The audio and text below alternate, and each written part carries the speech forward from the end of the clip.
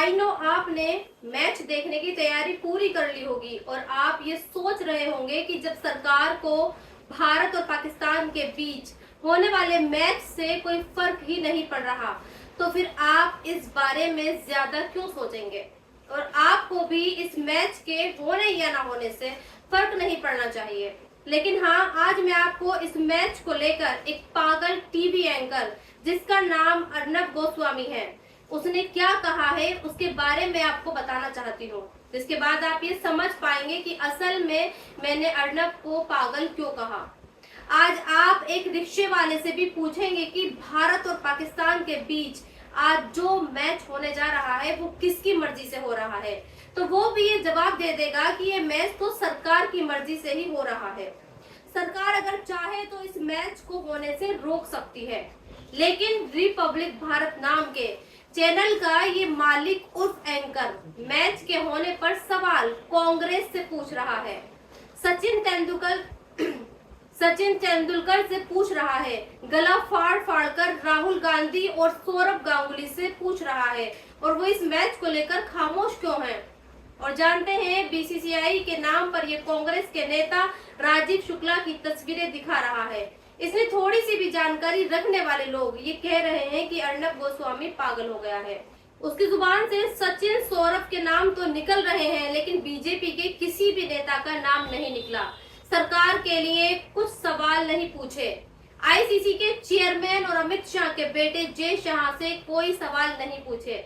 सवाल पूछे हैं तो सिर्फ क्रिकेटर्स से।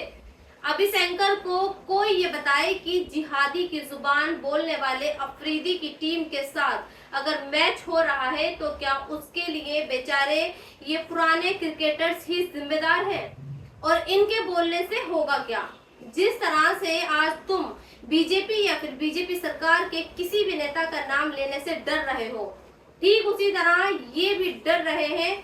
बहुत सारे बीजेपी से जुड़े लोग आज इस तरह की तस्वीरें पोस्ट भी कर रहे हैं और पाकिस्तानी क्रिकेटर्स के इंस्टाग्राम और व्हाट्सएप स्टेटस का स्नैपशॉट लेकर डाल रहे हैं और ये कह रहे हैं कि पाकिस्तान के साथ क्रिकेट खेलना और इस क्रिकेट के जरिए पाकिस्तान को बिजनेस यानी पैसा देना शर्मनाक है। लेकिन कोई भी आज सरकार या फिर बीजेपी से सवाल नहीं कर रहा, क्योंकि सरकार की तरफ से आधिकारिक तौर पर पहले ही ये कह दिया गया था कि भारत अपनी टीम को किसी ऐसे टूर्नामेंट में खेलने से नहीं रोक सकता जो किसी दूसरे देश में खेला जा रहा हो और जिसमें 2 से ज्यादा टीमें खेल रही हों। खुद अनुराग ठाकुर ने ये कह रहे हैं कि पाकिस्तान के साथ खेलना भारत की मजबूरी है, और जो विपक्ष इस मैच का विरोध भी कर रहा है तो बीजेपी वाले उस पर भी सवाल उठा रहे हैं।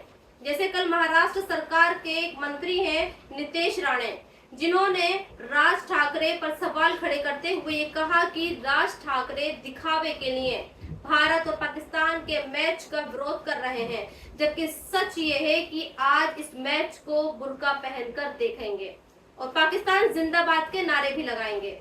आज बहुत सारे लोग बीजेपी को दिलजीत दोसांझ की एक फिल्म का भी जिक्र कर रहे हैं और ये कह रहे हैं कि इन्हीं बीजेपी वालों ने दिलजीत दोसांझ की एक फिल्म सिर्फ इसलिए रिलीज नहीं होने दी क्योंकि उनकी फिल्म में एक पाकिस्तानी कलाकार थी। लेकिन आज पाकिस्तान के 11 खिलाड़ी मैदान पर उतरने वाले हैं और बीजेपी वाले खामोश हैं। और जानते हैं, आज मैं आपको एक चीज और बताती हूँ, जब इस मैच का नतीजा आएगा तो फिर उसका पर्चा भी मुसलमानों पर ही फाड़ा जाएगा और ये कहा जाएगा कि देखिए साहब, फला मोहल्ले में फला मुसलमानों ने पाकिस्तान के लिए जश्न मनाया, पाकिस्तान के लिए नारेबाजी की और फिर उनकी पहचान करके उनके घरों पर बुलडोजर भी चलाया जाएगा।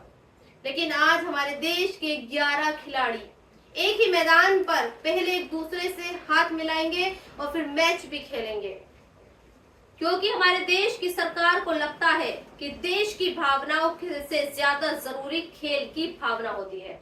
खैर, आप भी अपनी राय मुझे कमेंट्स बॉक्स में लिखकर बता सकते हैं। शुक्रिया। तो दोस्तों, अब तक आपने मेरे चैनल को सब्सक्राइब नहीं किया है तो प्लीज सब्सक्राइब जरूर कर दें।